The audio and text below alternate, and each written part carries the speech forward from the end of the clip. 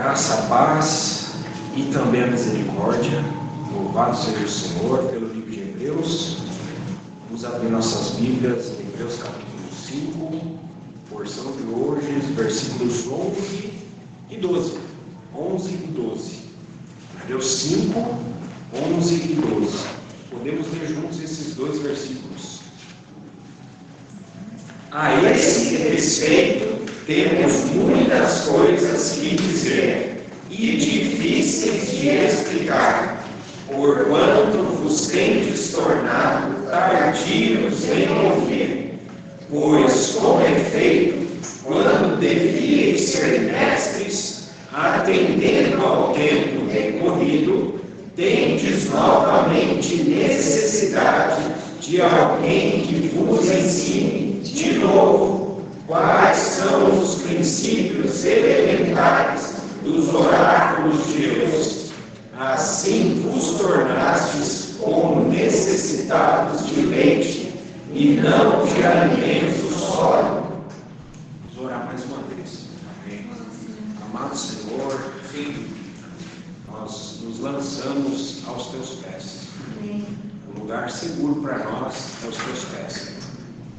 Lá nós somos curados. Lá nós encontramos vida.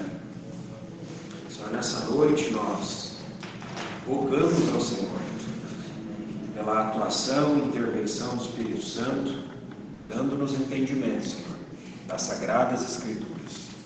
Fala com cada um de nós, fala direto nos nossos corações, Senhor. Amém. Senhor, nós humildemente pedimos isso a Ti, Senhor, com o coração contrito, conscientes de que nada somos, Senhor. Não somos sequer capazes de pensar alguma coisa como se partisse algo de nós.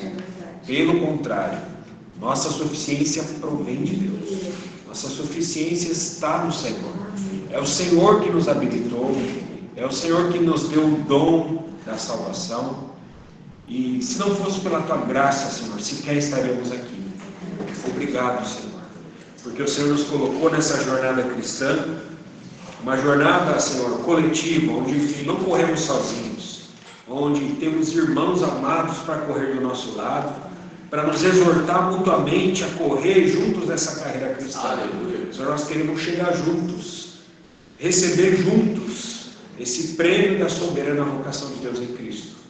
Pedimos a Ti, Senhor, que o fogo santo arda em nós, removendo tudo aquilo que é empecilho nas nossas vidas, tudo aquilo que atrapalha-nos, que são obstáculos nessa jornada. Fogo santo, queima isso em nós, queima isso de nós, sopra Espírito Santo nas nossas vidas, impulsiona-nos a correr essa carreira cristã, encoraja-nos a prosseguir rumo ao alvo, Senhor.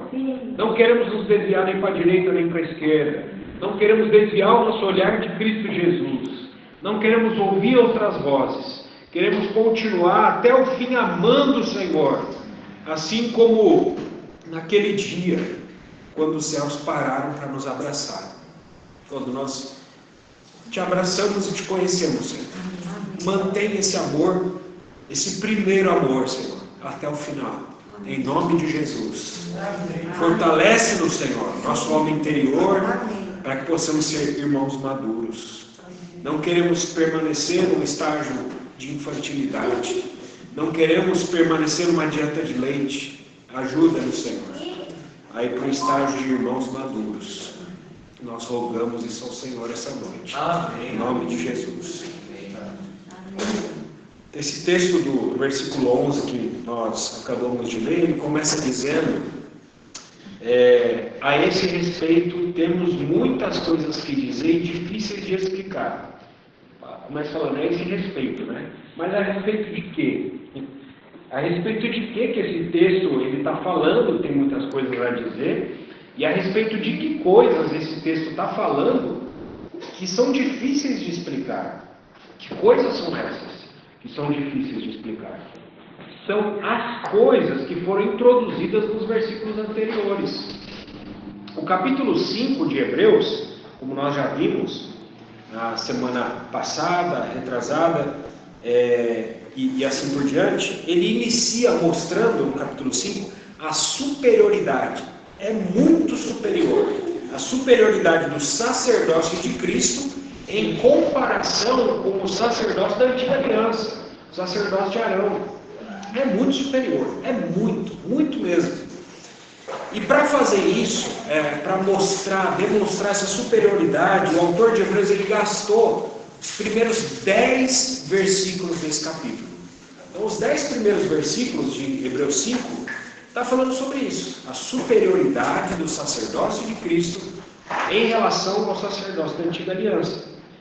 Só que, irmãos, infelizmente, o autor de Hebreus teve de fazer uma pausa. Ele teve de parar. Ele se sentiu impedido de continuar falando acerca da superioridade do sacerdócio de Cristo em relação ao sacerdócio da antiga aliança. Os versículos de 1 a 4 do capítulo 5 foram faladas pelo menos 6 características do sumo sacerdote. E se nós formos fazer um estudo detalhado, esquadrinhar as escrituras a respeito de cada um que foi sumo sacerdote, o irmão Marcelo trouxe para nós, aproximadamente 83, nós vamos perceber que haviam muitas e muitas falhas mesmo naqueles que foram sumos sacerdotes. E no sacerdócio geral da antiga aliança, houve diversas falhas, culminando no que, irmãos? Nas palavras do Senhor Jesus em Lucas 10. Na história do bom samaritano. Aquele é um retrato perfeito do que era o sacerdócio na antiga aliança. Nessa história do bom samaritano, havia um sacerdote, a história fala ali em Lucas 10, que casualmente descia por aquele caminho, ele viu aquele homem ferido, semi-morto. Uma terrível condição. E o que ele fez, esse sacerdote? Ele passou de largo. Passar de largo é uma expressão que significa que aquele sacerdote ali, ao ver o homem ferido, ele continuou andando rumo aos seus afazeres particulares. E quando ele ia chegar próximo àquele homem ferido, semi-morto, ele caminhou dando uma volta maior, sem se aproximar, mantendo distância, não dando a atenção devida e a importância devida àquele homem. É como se aquele homem ali não existisse. Então, irmãos, isso é uma grande ironia. É uma grande ironia. Porque os sacerdotes, e justamente eles, os sacerdotes, versículo 1 de Hebreus 5 diz que eles foram tomados dentre os homens para quê? As coisas concernentes a Deus, a favor dos homens. A favor dos homens.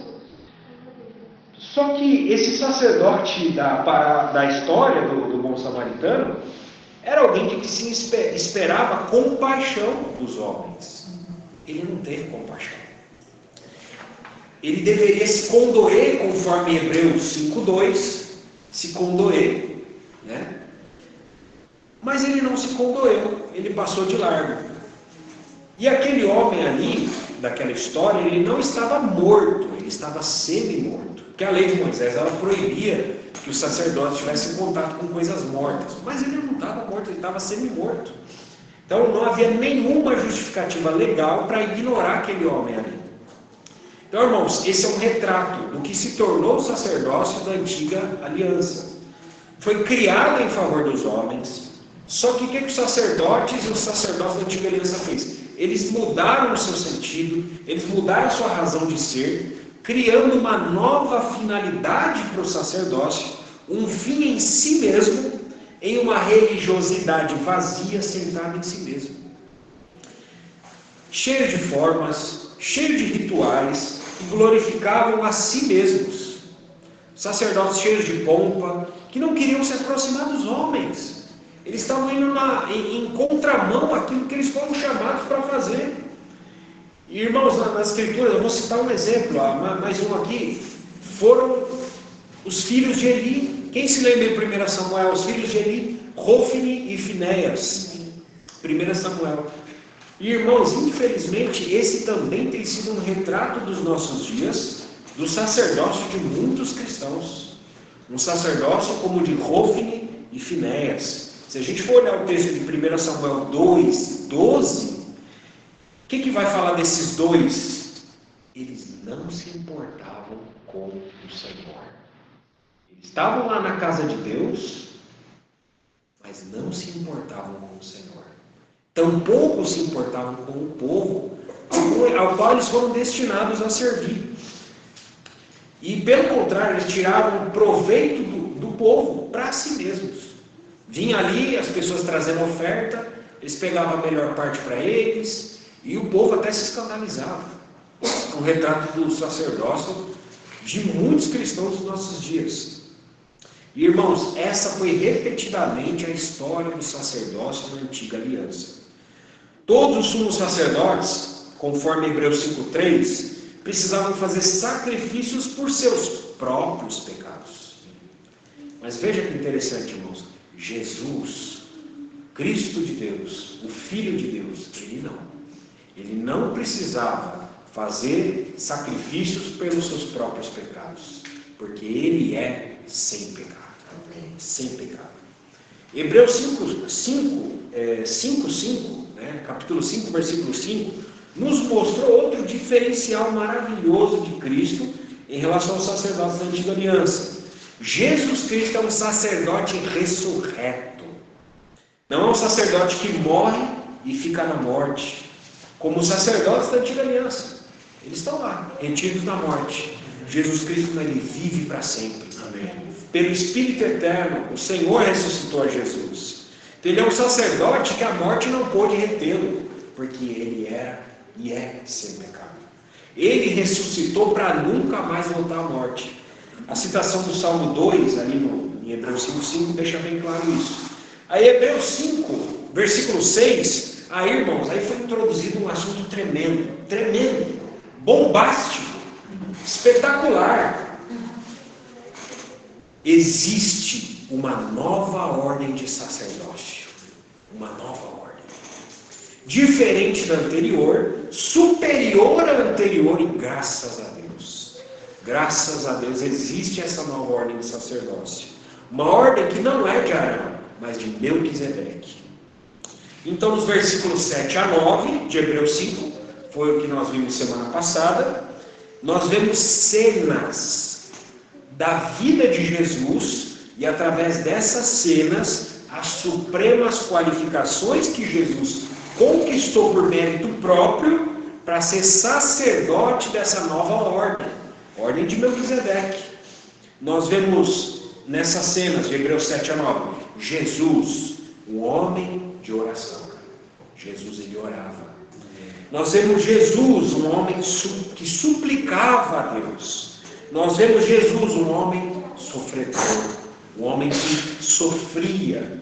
E nós vemos Jesus também, um homem obediente. Amém. Que obediência perfeita, a obediência de Jesus. Então, no versículo 10, também foi falado semana passada, foi repetido por uma segunda vez que Jesus foi nomeado por Deus sumo sacerdote segundo a ordem de Melquisedeque, citando o Salmo 110, versículo 4. Então, irmãos, Jesus, ele está qualificado a fazer parte desta ordem de sacerdócio. Deus jurou, sem arrependimento nenhum, que Jesus estaria nesse cargo para sempre. Deus jurou e não se arrependerá. Tu és sacerdote para sempre, segundo a ordem de Melquisedeque. Irmãos, perceba a implicação dessas palavras. Sempre haverá este sumo sacerdote, neste cargo e nesta ordem. Irmãos, isso significa o quê, irmãos? Que na eternidade futura, às vezes a gente olha a nossa vida aqui, as dificuldades que a gente está sofrendo, mas, irmãos, se nós formos comparar o período de pecado que o homem vive, desde que o pecado entrou no mundo, nós vamos comparar com a eternidade futura que vai haver, onde o pecado vai ser nem uma sombra de algo que já existiu. Irmãos, Quão pequeno se torna tudo isso que nós estamos experimentando hoje. Então, irmãos, na eternidade futura, após o período do milênio, Jesus continuará sendo para os povos um sumo sacerdote. Então, na eternidade futura, vai haver nações, Jesus vai continuar sendo um sumo sacerdote para todos os povos. Ele continuará fazendo a ponte entre o homem e Deus, oferecendo dons e sacrifícios. Jesus é a escada de Jacó, aquele que comunica Deus aos homens e aproxima os homens com Deus. Amém. Esse é Jesus, o nosso sumo sacerdote da humanidade, não só no período de pecado, mas após o período de pecado, porque ele é sumo sacerdote para sempre. Então essa aproximação continuará sendo necessária no futuro, mesmo em um mundo sem pecado, por conta da santidade de Deus. Deus é santo. E a respeito disso que o autor de Hebreus diz aqui, no versículo 11, que ainda tem muitas coisas a dizer sobre essa tão nobre e superior ordem de sacerdócio a qual Jesus faz parte. É sobre esse assunto aqui, a ordem de Melquisedeque. Irmãos, então, para o autor de Hebreus, não apenas havia muito a ser dito a respeito desse assunto, mas também ele mesmo diz que essas coisas são difíceis de explicar. E ele dá uma pausa de um capítulo e meio nesse assunto da ordem de Melquisedeque. O autor de Hebreus, se você for olhar a sua Bíblia, ele vai retomar o assunto da ordem de Melquisedeque no capítulo 20, no versículo 20 do capítulo 6. Versículo 20 do capítulo 6 é onde ele vai continuar esse assunto da ordem de Melquisedeque. E aí, irmãos, no capítulo 7 de Hebreus, é bem evidente que ele só fala disso. É bem evidente a ordem de Melquisedeque ali. E aí, esse assunto da ordem de Melquisedeque, ele continua sendo detalhado no capítulo 8, destrinchado no capítulo 9, e ele continua, inclusive, na primeira metade do capítulo 10. E só para esse assunto da ordem de Melquisedeque quando nós vamos chegar na quarta exortação do livro de Hebreus, da Epístola aos Hebreus, que é na segunda metade do capítulo 10. Então o autor de Hebreus ele gastou mais tinta na pena para falar desse assunto da ordem de Melquisedeque do que qualquer outro assunto na Epístola aos Hebreus. Há mais capítulos em Hebreus falando sobre esse tema do que qualquer outro. Tem vários assuntos que já foram falados aqui, mas sobre a ordem de Melquisedeque é o assunto principal do livro. É o cerne do livro, é o clímax do livro de Hebreus. É a parte mais importante da Epístola aos Hebreus. Porque, irmãos, pensa, e inclusive a Epístola aos Hebreus foi um dos livros que correu o risco de ficar fora das Escrituras. Por volta ali do Concílio de Nicéia, mais ou menos ali, século IV e tal, Apocalipse, Hebreus e 2 Pedro foram cartas que correram o risco de ficar fora das Escrituras. Satanás é ardiloso.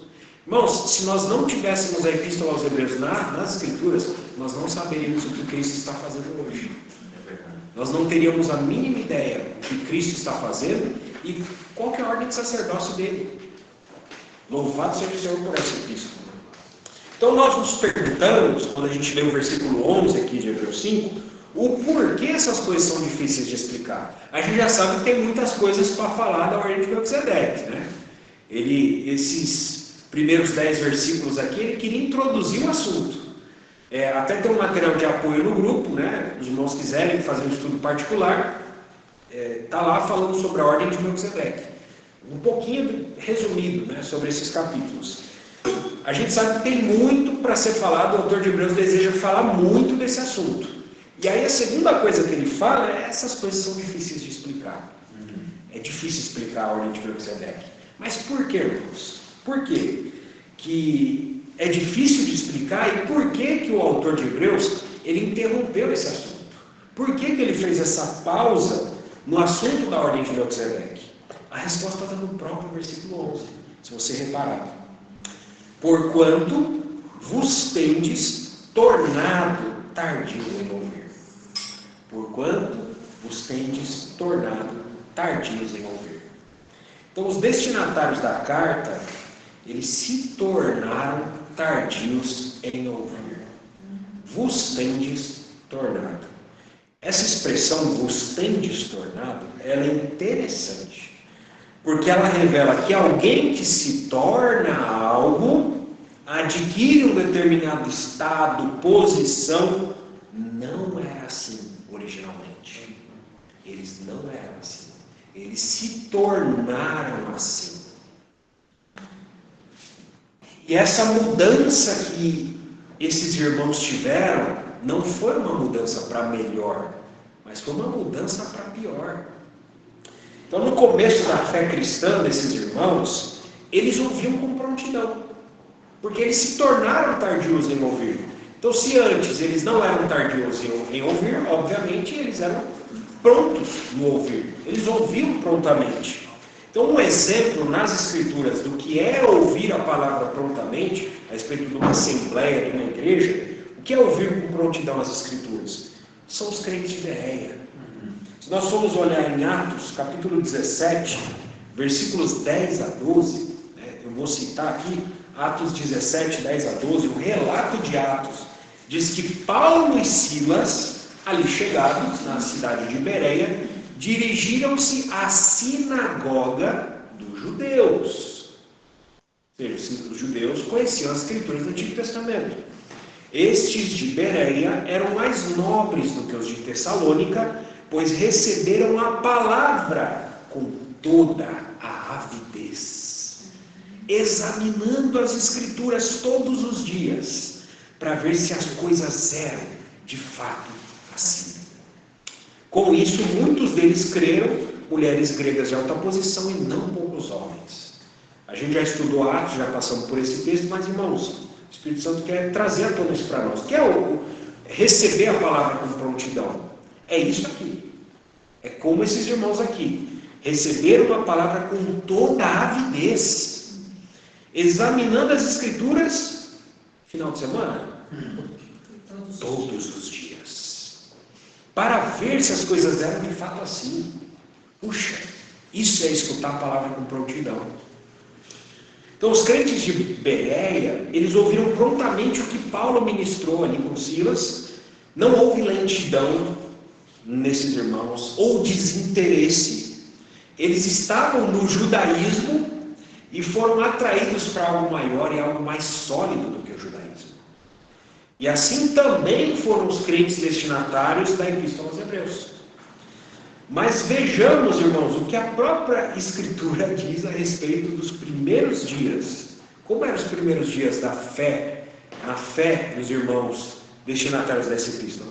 Esse vale a pena os irmãos abrirem juntos, nós vemos juntos. Hebreus capítulo 10. Hebreus capítulo 10, versículos 32 a 34. Esse texto que nós vamos ver agora, eram os primeiros dias da fé desses irmãos aqui. Que impressionante. Que impressionante. Hebreus 10, 32 a 34.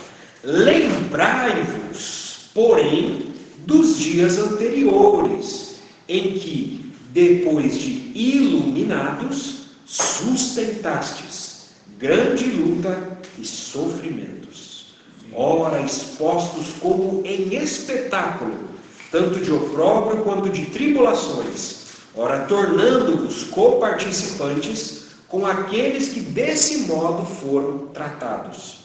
Porque não somente vos compadecestes dos encarcerados, como também aceitastes com alegria o espólio dos vossos bens, tendo ciência de possuirdes vós mesmos patrimônio superior e durável. Irmãos, que fé é essa? Que exemplo de cristãos esses irmãos eram no início da fé deles. Então, eles eram assim no começo, mas os anos se passaram. As dificuldades que eles enfrentavam não cessaram. As situações, as circunstâncias continuaram, as perseguições insistiam em demorar. Eles não tinham alívio. Parece que o alívio deles nunca ia chegar. A devida recompensa, as boas obras que eles praticaram pareciam muito distante.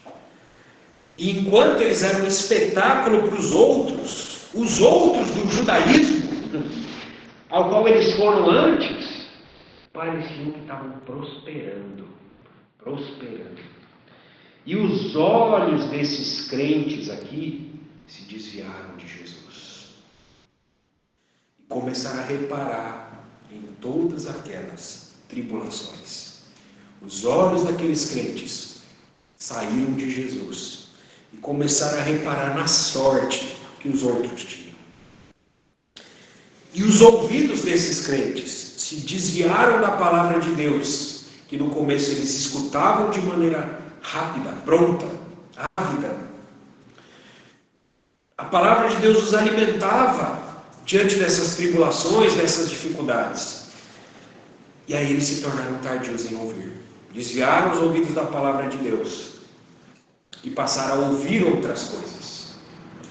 Então, irmãos, olhando do ponto de vista terreno, com os olhos da carne, a situação desses irmãos aqui era de pouca esperança, era desesperadora, olhando com os olhos terrenos, tá?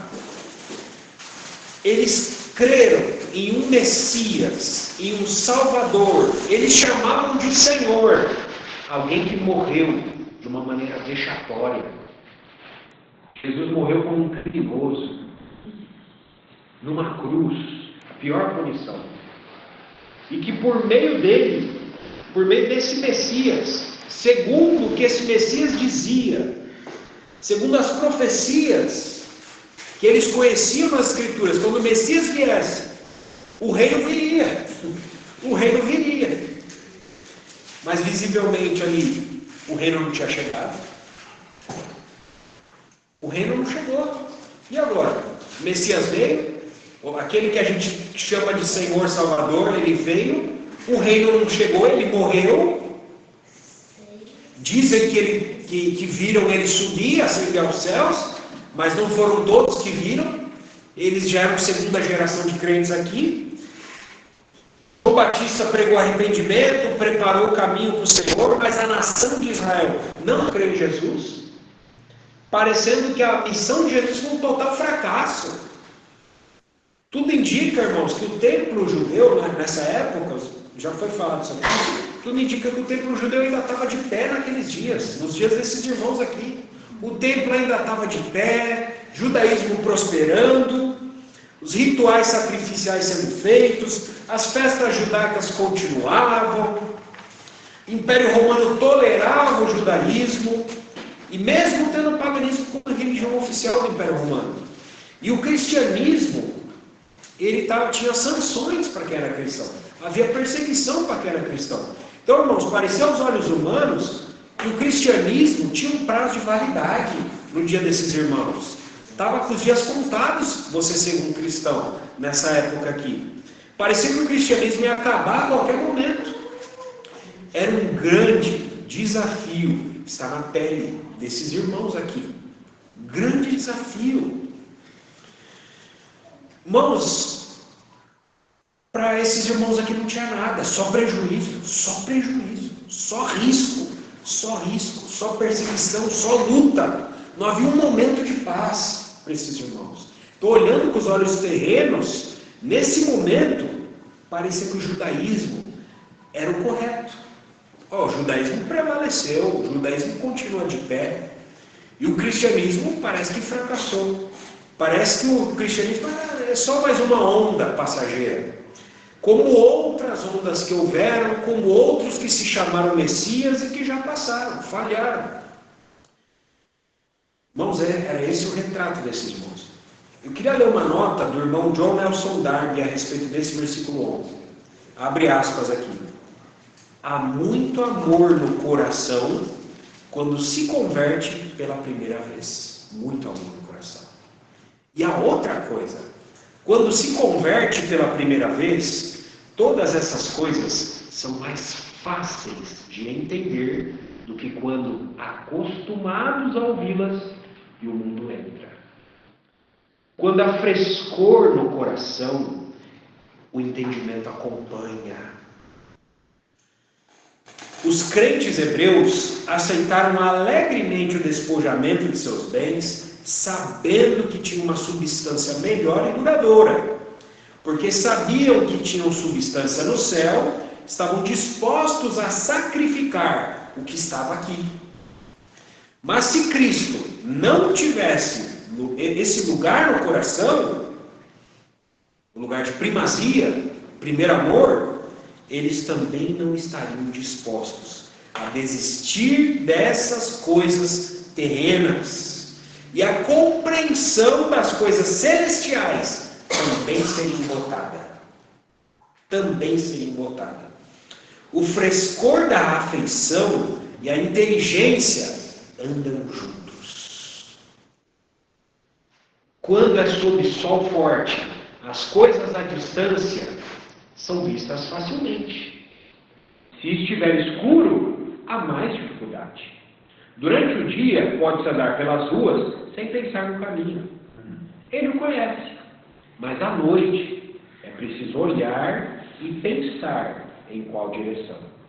O mesmo acontece com as coisas espirituais. Se há menos primavera, menos apreensão, menos clareza quando nossos corações não estão felizes. Meu julgamento é claro quando minhas afeições estão aquecidas. Onde estiver o seu tesouro, aí estará também o seu coração. O frescor da afeição perdida era o segredo de tudo isso. É sério pensar que podemos perder o frescor da afeição e da inteligência ao mesmo tempo. Vamos conseguir entender essa nota do irmão Darby? Se o nosso coração está aquecido com Jesus, assim como nos dias do primeiro amor, o entendimento acompanha. O entendimento acompanha. Só que passam-se os anos, nós vamos nos envolvendo com as coisas do mundo. O mundo entra. E aí nós deixamos de olhar para Jesus, deixando de ter o coração aquecido como era no começo. E aí nós perdemos o entendimento das coisas celestiais também. É por isso que há dificuldade de entendimento. É por isso que essas coisas eram difíceis de explicar para os irmãos ali destinatários da carta. Porque eles passaram a olhar para as coisas terrenas. As coisas terrenas começaram a ocupar o coração e ter valor, ter espaço. Então o autor de Hebreus, que conhecia muito bem esses irmãos aqui, com um coração pulsante de amor por eles, um coração cheio de eterna compaixão, ele teve de interromper, por amor a esses irmãos, o assunto da ordem de Melquisedeque, para dar a esses irmãos uma exortação. E essa que nós vamos ver a partir daqui do versículo 11 do capítulo 5 até o versículo 20 do capítulo 6, é a terceira exortação na Epístola aos Hebreus. A terceira. A gente já teve a primeira que fala da negligência e a segunda que fala da incredulidade. Essa é a terceira e ela fala do lado negativo, do perigo da apostasia, de você retroceder na fé. Uma apostasia. E do lado positivo, é um encorajamento a prosseguir. Prossigamos. Isso está no versículo 1 do capítulo 6. Prossigamos. Prossigamos para aquilo que é perfeito. É essa a terceira exortação. Então, em linhas gerais, essa exortação vai dizer que a imaturidade consciente, imaturidade proposital, que estagna o crescimento espiritual de um crente, irmãos, isso já é abandono da fé. Isso já é apostasia. Se você parou, você já apostatou da fé. Se você caiu num estado de maturidade, você já abandonou a fé. E flertar com algo que não é a fé cristã já é apostasia.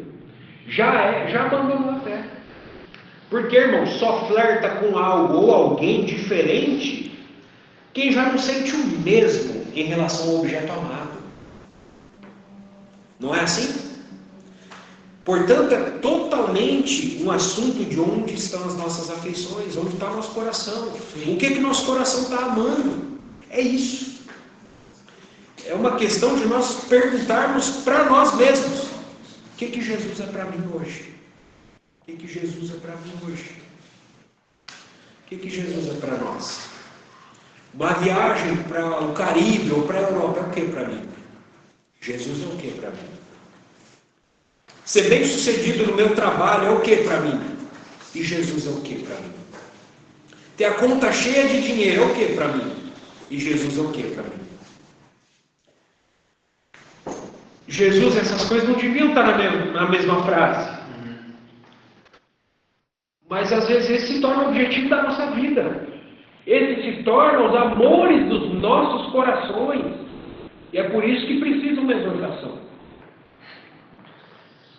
Por isso que tem dificuldade de entendimento da palavra de Deus, como o autor de Hebreus diz, eles se tornaram tardios em ouvir. Tardio porque deixa para depois, porque tem outras prioridades. Tardio porque Jesus é um acessório, ele não é mais o principal. Tardio porque há outros amores, tardio porque há outros afetos, outros desejos, outros objetivos. Não há amor, também não há entendimento. Assim é o Espírito Santo. A mente do Espírito ela não funciona como a nossa mente da alma. A mente do Espírito ela funciona diferente. Então, ainda finalizando esse versículo 11, a palavra tardio no grego aqui ela dá uma ideia de preguiça. As coisas espirituais dão preguiça em nós. Aí nós nos tornamos tardios. Para muitas coisas nós não temos preguiça. Mas às vezes para ir para a reunião da igreja nós somos cheios de preguiça. Para ler a Bíblia, para orar, 5 minutos às vezes. Orar por um irmão que precisa, às vezes a gente tem preguiça. Tardio para as coisas do Senhor. Mas para as coisas do mundo não, nós somos prontos. Então, a palavra tardio ela dá uma ideia de preguiça no grego, de alguém preguiçoso para algo. Eles tinham a faculdade espiritual de ouvir, mas não queriam assimilar as verdades mais profundas e significativas das Escrituras, porque isso ia dar muito trabalho. Isso ia ter que tirar eles da zona de conforto. E eles não queriam sair da zona de conforto. Queriam ficar no nível raso, no nível superficial. Versículo 12. Pois com efeito, quando devíeis ser mestres, atendendo ao tempo decorrido, tendes novamente necessidade de alguém que vos ensine, de novo, quais são os princípios elementares dos oráculos de Deus. Assim vos tornastes como necessitados de leite e não de alimento sólido. Então, essa exortação mostra que os irmãos necessitavam de firmeza para manter a fé. Essa indolência de espírito que eles estavam era prejudicial à fé deles. A primeira coisa que o versículo 12 nos mostra aqui, dentre tantas coisas, versículo longo, é que na igreja de Deus não existe a ideia de que apenas um grupo, um irmão, uma classe de irmãos pode ensinar a verdade de Deus. E os demais ouvem passivamente, sentados em seus bancos e de preferência aos domingos. Banco de domingo ele é mais quentinho, né? É isso que o versículo está falando. Não existe um grupo seleto, só esses ensinam e só os outros escutam. Né? O texto diz: devíeis ser mestres. Todos deviam ensinar se tivessem se capacitado e amadurecido para isso. Eles deveriam ser mestre da fé para os outros. Irmãos, isso nos revela algo muito prático na igreja de Deus. Porque existem irmãos, no geral, todo o corpo de Cristo, que se escondem atrás dos seus dons na igreja. E não buscam mais dons, conforme a palavra de Deus diz em 1 Coríntios 12, 31. Procurai com zelo os melhores dons. Procurai com zelo os melhores dons. A palavra de Deus diz para nós procurarmos, é um mandamento isso aqui, para nós procurarmos. Não fique apenas no dom que o Senhor te deu, desenvolva, vá atrás. A edificação do corpo, ela é feita de pedras vivas. Aleluia. E cada um de nós somos pedras vivas. Você vai edificar o irmão, mas às vezes surge uma necessidade. Rogue ao Senhor por mais dons, para que você possa cooperar na edificação do corpo de Cristo. Então, se existe uma ordem, um mandamento do Senhor para procurarmos os dons, isso significa que eu não devo ficar me escondendo a vida toda atrás do dom que Deus me deu. Eu devo procurar mais dons, não para minha exaltação pessoal, não para minha glorificação pessoal, mas para a edificação da igreja de Deus. Os crentes destinatários da Epístola aos Hebreus eram crentes veteranos. Já tinham talvez por volta ali dos seus 10, 20 ou 30 anos aproximados como crentes. Esse período, irmãos, de 10, 20 ou 30 anos, é ou não é tempo suficiente para desenvolver o dom que Deus te deu? É. Eles tiveram tempo para agregar outros dons, além dos dons iniciais que Deus deu? Em prol da edificação, tiveram tempo. Eles tiveram tempo também para esquadrinhar as Escrituras? Tiveram tempo.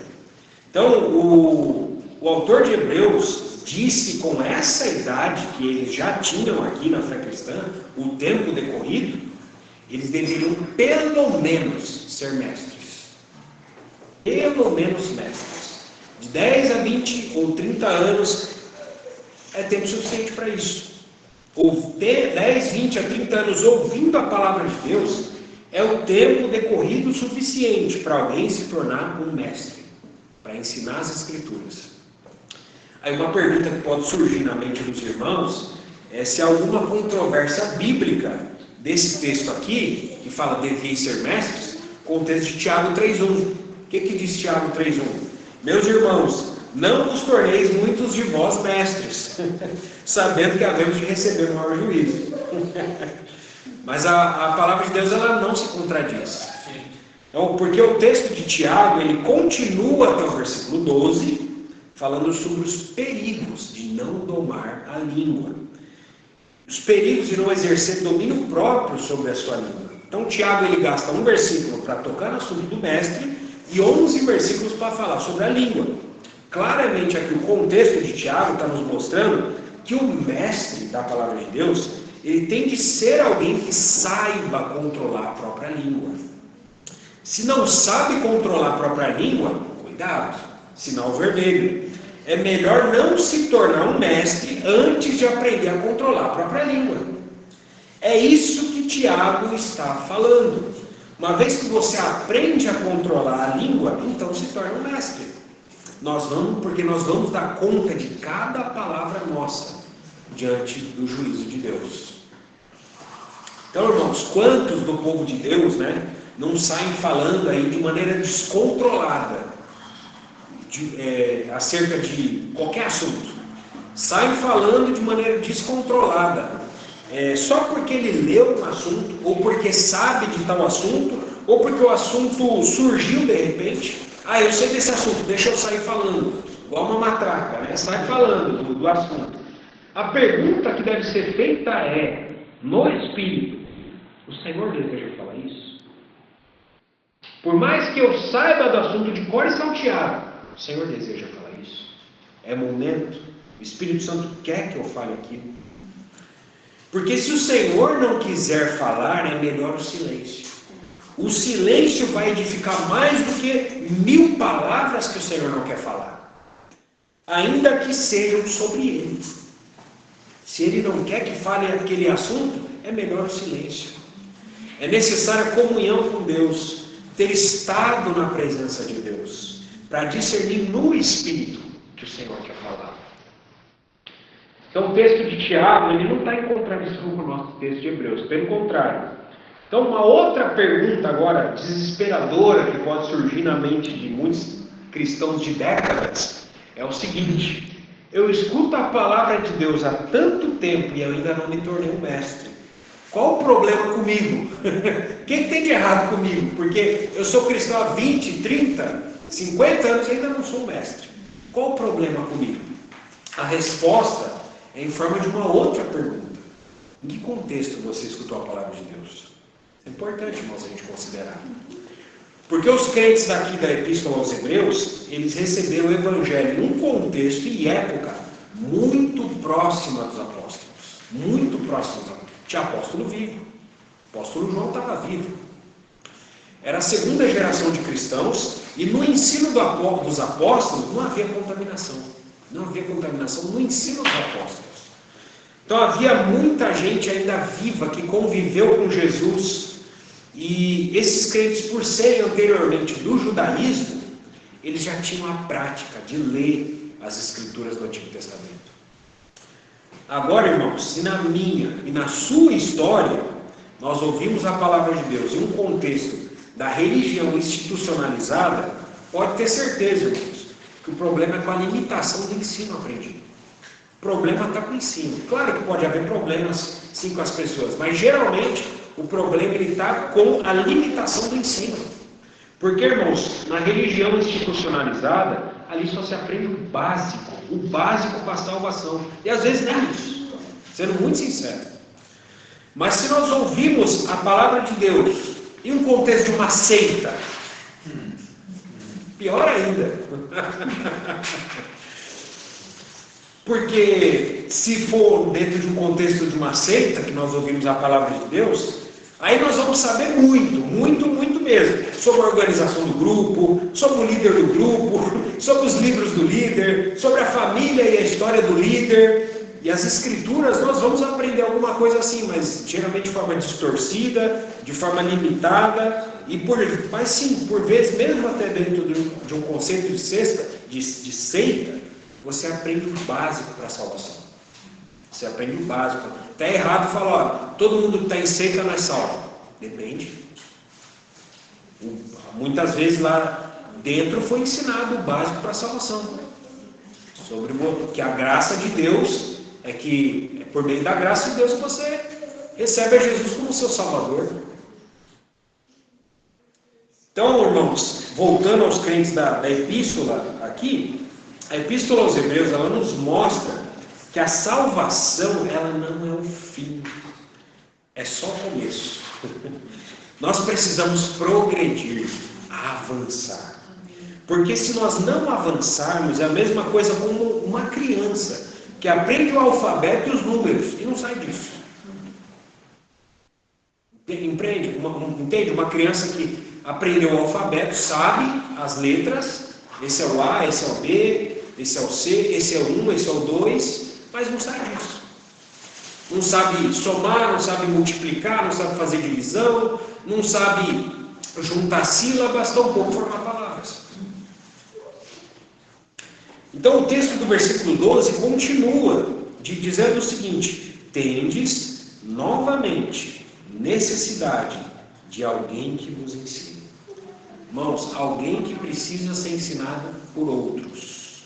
Assim como a mãe serve leite para suas crianças, é alguém que está no mesmo estágio dos crentes aqui nessa epístola. Então passou-se um tempo onde eles foram ensinados. Eles já deveriam estar ensinando a outros. E então se percebe que eles precisavam ouvir de novo, aprender de novo. É claro que, irmãos, trazendo para a realidade, nós sempre devemos aprender, né, independente do estágio espiritual que nós estejamos. Mesmo um cristão maduro, ele precisa ouvir e aprender, ter um coração ensinável. Mas aqui deveria ser mestres ensinando mestres. E não um mestre ensinando crianças. Isso não é normal. Isso no começo, assim como uma mãe dá leite para o filho. Mas uma mãe, ela não pretende, quando está com 50, 60 anos, continuar amamentando seu filho de 40 anos. Isso é anormal. E essa é a situação da igreja cristã, de grande parte da igreja cristã. Então, irmãos, em outras palavras, alguém que não sabe preparar a própria comida é uma criança. Uma criança depende dos pais para preparar a comida para ela, para alimentá-la, muitas vezes para levar na boca, para cobrar, ó, come, ó, a comida está esfriando, come. Então, se nós não conseguimos sozinhos abrir as Escrituras em espírito de oração e preparar ali no texto que nós estamos lendo alimento para nós mesmos e para os outros, nós somos crianças. É isso que o autor de Hebreus está falando. Se nós dependemos dos outros, nós somos crianças, nesse sentido. E justamente ensinar a palavra é uma das maneiras de nós crescermos espiritualmente. Mas ensinar o quê? Ensinar aquilo que o Espírito Santo nos tem feito saber pela palavra. Por os crentes aqui não ensinarem, eles estavam perdendo terreno e retrocedendo. Como assim? Tudo aquilo que o Espírito Santo dá para mim e para você, tudo que o Espírito Santo te ensina, você abriu as Escrituras, orou, o Espírito Santo falou com você, ele te ensinou algo, tem a finalidade de ensinar outros. Se o Espírito Santo te falou algo, te ensinou algo na palavra de Deus, é com a finalidade de você ensinar outra pessoa, falar para alguém. Porque, irmão, se você guardar só para você, e se você esconder aquilo que você aprendeu do Espírito Santo, até o que você tem vai ser tirado de você. É isso que está falando. Nós perdemos. Até o que tem lhe será tirado. Tem um irmão Trench, ele tem uma frase muito interessante, que resume isso aqui. Devemos ensinar, ou esqueceremos o que sabemos. Deixando de dar, deixamos de ter. Tal é a lei do amor. Eu vou ler de novo isso aqui. Devemos ensinar, ou esqueceremos o que sabemos. Deixando de dar, deixamos de ter. Tal é a lei do amor. Então o texto de Hebreus aqui, ele continua dizendo que eles precisavam de novo aprender quais são os princípios elementares dos oráculos de Deus. Os princípios elementares dos oráculos de Deus. Parece uma frase difícil, né? Isso é equivalente a dizer que, aquilo que eu acabei de falar, eles conheciam o alfabeto. O alfabeto é o princípio elementar da linguagem. Os princípios elementares dos oráculos de Deus. Eles precisam aprender de novo. O alfabeto é o princípio elementar da linguagem. Eles conheciam o alfabeto, mas ainda não eram capazes de interpretar as letras, formar sílabas e, por fim, palavras. Então, esses princípios elementares dos oráculos de Deus, nos quais o cristianismo está fundamentado, se encontram todos eles no Antigo Testamento. Que nem a gente fala a frase, né? O Novo Testamento está dentro do Antigo e o Antigo está dentro do Pentateuco. Uma caixa que cabe dentro da outra. Então, eles conheciam o Antigo Testamento, mas ainda eles não eram capazes de interpretar os símbolos, as figuras, as sombras do Antigo Testamento como as realidades do Novo Testamento. Eles não conseguiam, irmãos. Eles não conseguiam ver por si mesmos Cristo no Antigo Testamento. E a esse respeito eu queria até recomendar uma literatura do irmão Charles Henry Mackintosh. Ele tem uma série de livros do Pentateuco. Irmãos, é fantástico. Ele mostra cada figura, cada sombra, de Gênesis até Deuteronômio, mostrando Cristo em cada figura. Irmãos, é doce. Irmão, ele transpira santidade e piedade naquelas palavras, o irmão Mackintosh. Tanto que o irmão evangelista Dwight Lyman Moody, D.L. Moody, ele fala que se todos os livros do mundo fossem queimados e ele pudesse ter a oportunidade de ficar com um, ele ficaria com a coleção do Pentateuco do Mackintosh. Mas os irmãos hebreus, eles não conseguiam. Eles olhavam a sombra do Antigo Testamento, o tabernáculo. Eles não conseguiam olhar dentro do tabernáculo os pães da proposição como Cristo, como nosso alimento. Eles não conseguiam ver o altar de incenso como as orações dos santos. Eles não conseguiam ver a arca, a tampa do propiciatório, como a redenção de Cristo, a expiação. Eles não conseguiam ver essas coisas. Eles precisavam ser ensinados de novo. Então, uma explicação da palavra oráculo oráculos aqui, né? Uma palavra um pouco complicada, mas ela aparece outras vezes nas Escrituras. Oráculos, o que são oráculos? Se a gente olhar na literatura secular, eram respostas dadas àqueles que consultavam os deuses pagãos. Então, muitas vezes eram dadas por inspiração. É claro que por espíritos malignos, né? Não inspiração do Espírito Santo. Então, era uma resposta do Deus, com D minúsculo, para o seu inquiridor. Você ia lá, consultava, né, o médium, e o oráculo falava, dava a resposta lá. O oráculo falava tal coisa. A gente tem, por exemplo, oráculos de Delfos na Grécia. Mas as escrituras sagradas, elas são os oráculos, não de um espírito maligno, mas do Deus verdadeiro, do único Deus verdadeiro, dados por inspiração do Espírito Santo. Então, nessa passagem aqui, a palavra oráculos se refere principalmente, se não inteiramente, ao Antigo Testamento. É isso que está querendo dizer aqui. Eu citei que tem essa palavra oráculos em outros textos das Escrituras. Romanos 3:2 fala: aos judeus foram confiados os oráculos de Deus, confirmando esse texto daqui de Hebreus que se refere ao Antigo Testamento. 1 Pedro 4:11, agora aplicando para nós, no Novo Testamento, e para aqueles que são mestres, ou que querem profetizar na igreja. Se alguém fala, 1 Pedro 4:11, se alguém fala, fale de acordo com os oráculos de Deus.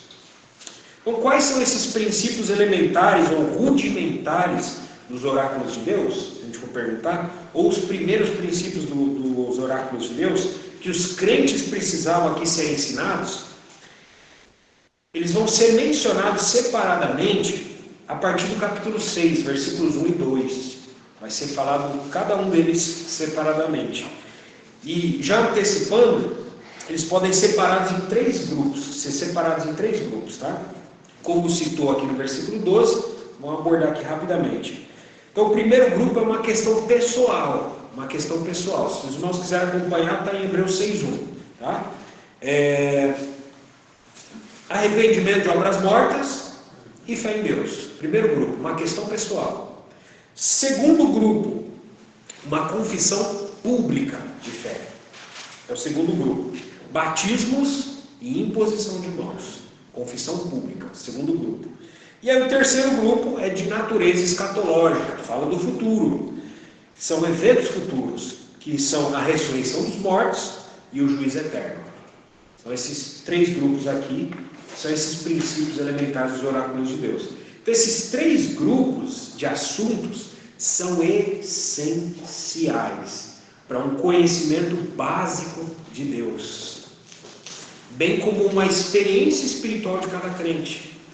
Esses três grupos aqui, eles abrangem toda a vida cristã, do início até o fim. Porque começa com arrependimento, né? Do início com arrependimento e no final com o juízo. Sem o conhecimento dessas verdades fundamentais, que a gente pode chamar de fundamentais, mal alguém pode ser chamado de cristão. Eu não creio que Deus vai julgar ninguém, não. Tudo vai acabar aqui mesmo. Opa, não pode nem ser chamado de cristão. Não, esse negócio aí de arrependimento não precisa ser. Opa, peraí. Não pode nem ser chamado de cristão. Não precisa de fé em Deus. Não pode ser chamado de cristão. Então, esses são pontos fundamentais, né? E tudo isso está no Antigo Testamento, irmãos. Tudo está no Antigo Testamento. E os crentes aqui conheciam esses assuntos, mas eles não conseguiam ver os significados das realidades espirituais dentro destes assuntos. E justamente por esse motivo eles se tornaram, como o texto continua, o texto do versículo 12. Assim vos tornastes como necessitados de leite, e não de alimento sólido. Então, novamente, a palavra vos tornastes aparece aqui. Tanto aparece no versículo 11, como aparece aqui no final do versículo 12. Isso significa que essa não era a condição original dos irmãos. Eles se tornaram necessitados de leite, mostrando que um crente pode retroceder na fé. Talvez um crente possa ter recebido um alimento sólido, mas ele retrocedeu e precisou de leite de novo. Então, não era para ser assim a vida de um cristão. Esse não é o fluxo normal da vida de um cristão. Assim como na vida humana. Na vida humana, uma criança ela bebe leite, depois é introduzido alimentos sólidos. Não é alimento sólido para depois você voltar a tomar leite.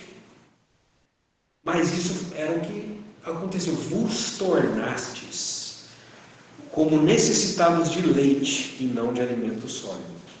Irmãos, tem um outro material de apoio que está no grupo, para os irmãos que quiserem ver o alimento sólido no Antigo Testamento. Há 4 alimentos sólidos que são mencionados ali no Antigo Testamento, e eles estão todos eles relacionados a discernimento espiritual. Esse material também pode ser usado com respeito à palavra da semana que vem, versículos 13 e 14. Irmãos, precioso, material precioso. Só para citar aqui.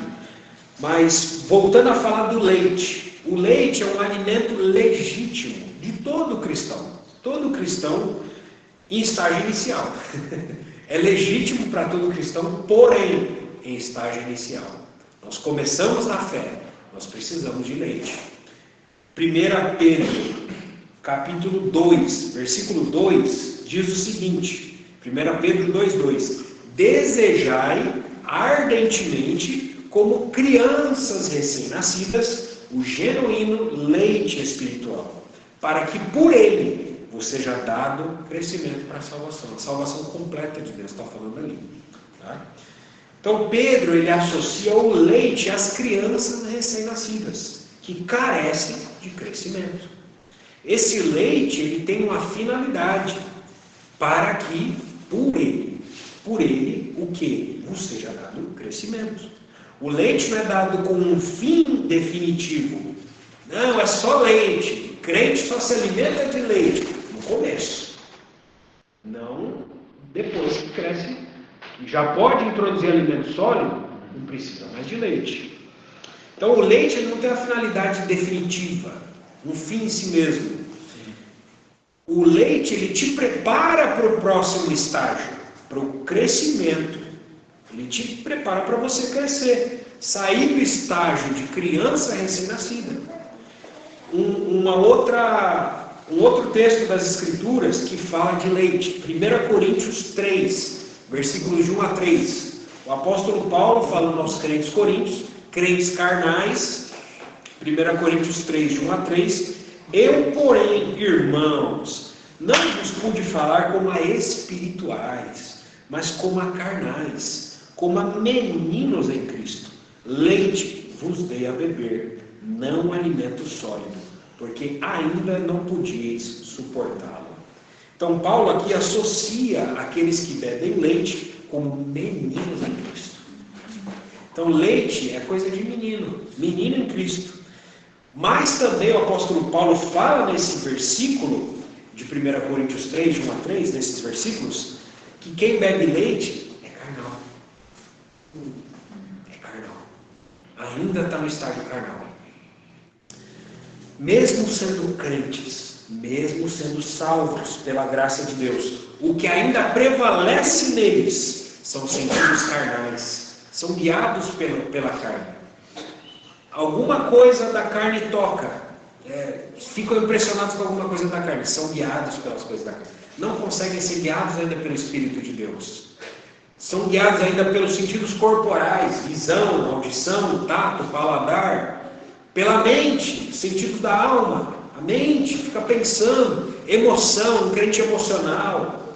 Vai lá para o culto, se emociona com uma dúzia de louvores, se emociona, volta para casa, os mesmos problemas estão lá, não tem força para resolver nenhum problema. Mas no culto estava lá chorando, se emocionando, né? Guiado pelas emoções. Não tem a solidez e a robustez da palavra. É a palavra. Tudo que Deus faz é por meio da palavra. Deus não faz nada separado da palavra. Tudo que Ele faz é por meio da palavra. Ele criou o universo por meio da palavra. Vemos em Hebreus que Ele sustenta todas as coisas pela palavra. E no final Ele vai matar o anticristo com uma espada que sai da sua boca, que é a palavra de Deus. Então tudo Deus faz por meio da palavra. A palavra de Deus, nós dependemos dela para tudo. Para tudo. Amém. Então, Paulo, aqui em 1 Coríntios 3, de 1 a 3, diz que aqueles que bebem leite, além de ser meninos em Cristo, eles também são carnais. Estão no estágio de carnalidade, como eram os crentes de Corinto. Se embriagavam na mesa do Senhor. Tinha um jovem ali tendo relação de adultério com a madrasta. Crentes carnais. Aí Paulo fala: leite vos dei a beber, não alimento sólido, porque ainda não podíeis suportá-lo. Então, nesse mesmo texto, Paulo diz de maneira implícita também que os espirituais, aqueles que são guiados pelo Espírito de Deus, são aqueles que comem alimento sólido. Alimento sólido. Então, irmãos, eu queria ler duas notas aqui e a gente já finaliza. Uma nota, achei sensacional, não dava para deixar de ler, do irmão Jorge Henry Lang, comentando esses versículos 11 e 12. Leite era tudo o que podiam suportar, e mesmo essa dieta leve, eles não conseguiam encontrar para si mesmos, tendo que ser alimentados a colher por outros. Em consequência, eram fracos de entendimento.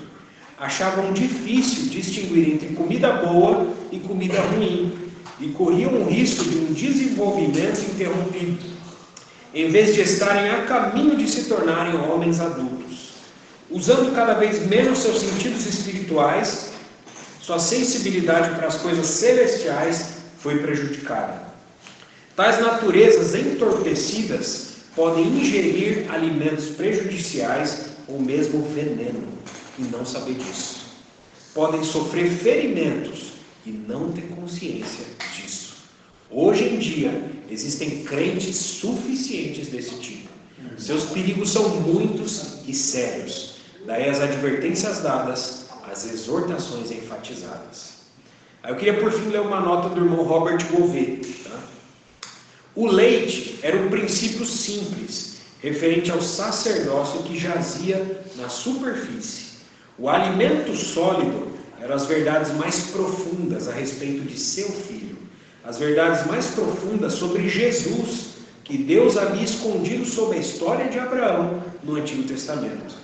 Para o cristão avançado, firmemente fundamentado nas doutrinas anteriores da fé, o autor de Hebreus podia ensinar profundos mistérios de Deus. Mas para o bebê em Cristo, ele sabia que era sábio oferecer apenas leite. Por exemplo, para os crentes orgulhosos e filosóficos de Corinto, Paulo os instruiria apenas na cruz de Jesus. Eles não podiam suportar mais, conforme o texto que a gente leu de 1 Coríntios 3. Para os eruditos e orgulhosos atenienses, conforme Atos 17, Paulo só podia testificar sobre a existência de um Deus e o julgamento vindouro. Então, irmãos, são textos de fato, como o próprio texto difícil de explicar, mas o nosso anelo, o desejo do nosso coração, como aquela nota do irmão Darby, que as nossas afeições sejam colocadas em Jesus. Amém. Se nós, por um acaso, perdemos o nosso primeiro amor, nós estamos numa reunião da igreja, um ambiente propício, favorável, para que o nosso amor ao Senhor e a nossa consagração sejam restauradas a Ele. Quando há amor, há entendimento. Essa é a lei do amor, né? E que o Senhor possa avançar em nós. Essa exortação, ela é positiva, irmãos. Prossigamos. Encoraja. Nós estamos próximos do Senhor voltar. Nós estávamos falando agora há pouco, se o Senhor não voltar na nossa geração, mas nós não sabemos quanto tempo de vida nós temos. Que o Senhor nos encontre fazendo assim, dando alimento aos conservos, ao seu tempo. Amém. Que o Senhor nos encontre amando os irmãos. Amém. Amando as reuniões, dando a nossa vida por isso. Irmão, seria triste, catastrófico, se o Senhor voltasse ou nós morrêssemos, nós estivéssemos envolvidos com coisas do mundo. Que esse não seja a minha realidade. Que o meu coração esteja poluído, sobrecarregado com coisas, pessoas, trabalho. Porque, irmãos, a nossa herança está nos céus. A nossa pátria está nos céus. Esses irmãos hebreus, conforme o texto que a gente leu de Hebreus 10, eles sabiam no começo da jornada cristã deles que eles tinham um patrimônio superior e durável. Irmãos, eu não sei qual foi o destino final desses irmãos, mas se eles aceitaram essas exortações e eles progrediram na fé cristã, só aquilo que eles fizeram no início da fé cristã deles, já é suficiente para eles ganhar um grande galardão diante do Senhor naquele dia. Porque o Senhor não esquece nem um copo de água, irmãos. Quanto mais aquilo que eles sofreram ali. Louvado seja o Senhor. O Senhor possa nos encontrar amando Ele. E a gente mostra a maneira de amar o Senhor, amando os irmãos. Nós somos os sacerdotes hoje. Na nova aliança, não tem uma classe de sacerdotes. Todos somos sacerdotes. E o nosso serviço é a favor dos homens. Que o Senhor nos encontre como o bom samaritano, se compadecendo, se condoendo dos que são ignorantes, dos que erram, tendo compaixão, porque as pessoas vão errar conosco, os irmãos talvez nos errem conosco e talvez até nos traiam, mas que nós amemos eles de fato e de verdade. Louvado seja o Senhor. Amém. Senhor, obrigado, Senhor, pela tua palavra. Nós nos encomendamos a ti, Senhor. Se algo foi falado que não provém do Senhor, dá discernimento para os irmãos, para remover isso do coração. Senhor, nós cremos que só o Senhor tem as palavras da vida eterna, Senhor. E nós pedimos ao Senhor que renove o nosso coração, o amor por Ti. Não queremos ser como os irmãos de Éfeso que perderam o seu primeiro amor. Queremos ter um amor quente pelo Senhor. Queremos ser apaixonados pelo Senhor. Como na primeira vez, quando o Senhor nos salvou, quando fomos resgatados, quando recebemos uma tão grande salvação. Ó Senhor, faz-nos lembrar desses primeiros dias, Senhor. Aquece os nossos corações, para que possamos estar aos Teus pés, como Maria, Senhor, escolhendo sempre a boa parte. Louvado seja o Teu nome, Senhor.